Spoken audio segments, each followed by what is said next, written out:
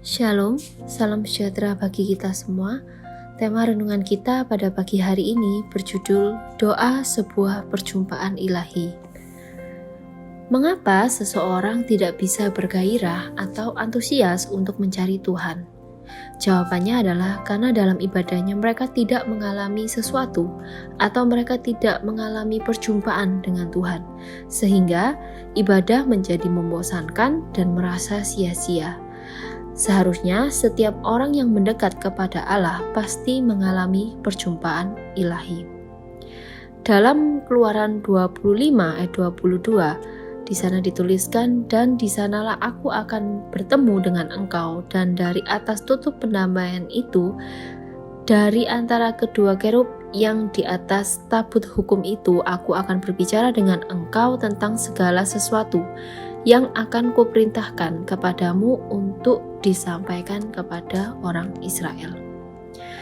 Perjumpaan terjadi antara imam besar dan Allah dalam ruang Maha Kudus dari atas tutup pendamaian. Perjumpaan ilahi artinya Allah yang Maha Kudus menjumpai manusia yang mendekat kepadanya, seperti dalam Yakobus 4 ayat 8.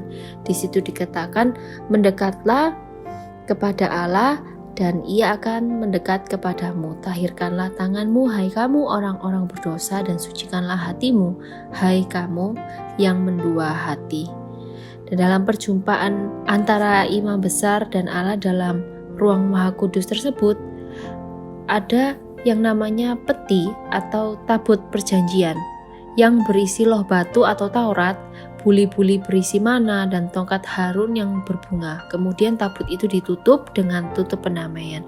Di atas tutup pendamaian itulah Allah menyatakan dirinya. Tutup pendamaian dalam perjanjian lama itu melambangkan Yesus Kristus sebagai pendamai yang menutupi semua dosa pemberontakan kita kepada Allah. Perjumpaan terjadi hanya bisa melalui Yesus Kristus sebagai pendamaian kita. Apa syarat perjumpaan dengan Kristus? Perjumpaan ilahi hanya terjadi lewat Yesus Kristus, namun ada beberapa syarat agar perjumpaan itu bisa terjadi. Yang pertama, harus seorang imam.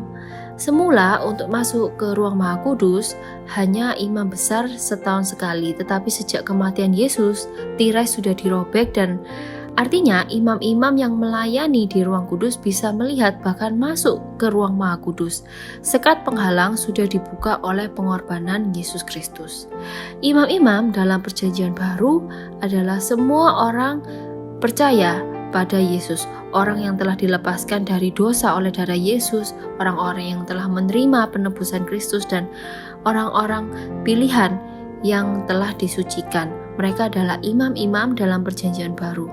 Hanya orang percaya kepada Yesus yang bisa mengalami perjumpaan dengan Allah.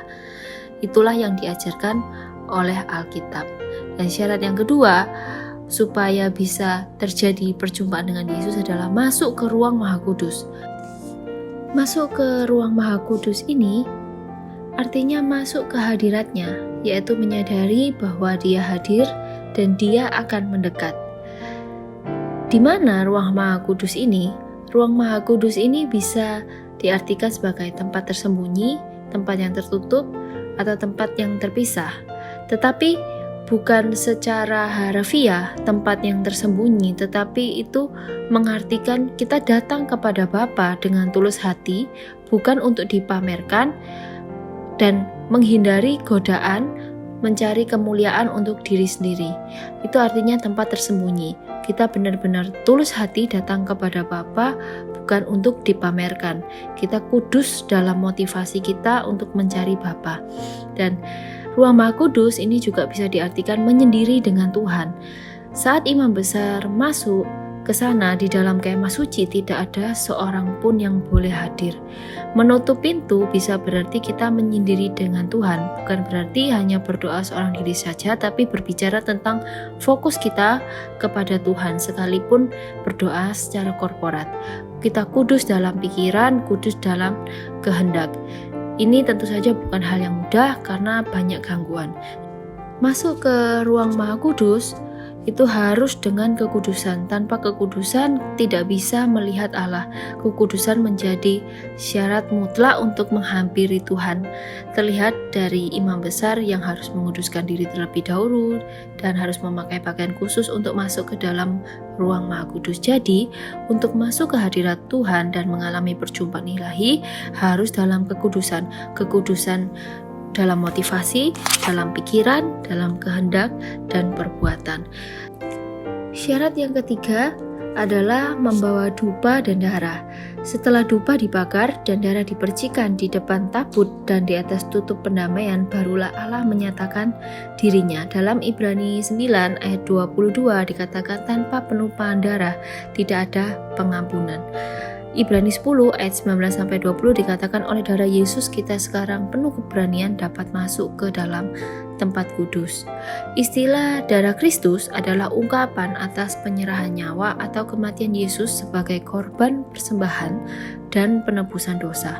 Masuk dengan darah Kristus bukan berarti membawa darah secara fisik atau ritual dengan anggur perjamuan, tapi itu berarti kita datang kepada Allah berdasarkan pada jasa Kristus yang sudah memberikan nyawanya, bukan datang dengan jasa baik kita.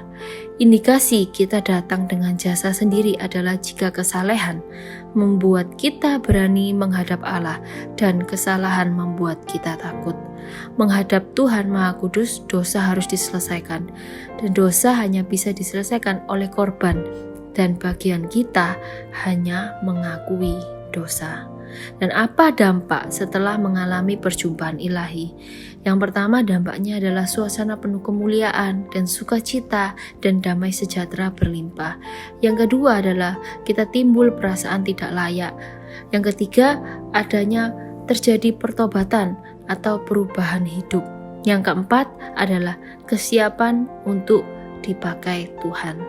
Mari setiap kali kita datang kepadanya, datang dalam kekudusan, bersandar pada jasa Yesus Kristus, bukan karena kebaikan kita. Mari kita akui dosa kita datang kepada Tuhan, hampiri Dia dalam kekudusan, dan mari alami perjumpaan dengan Yesus. Amin.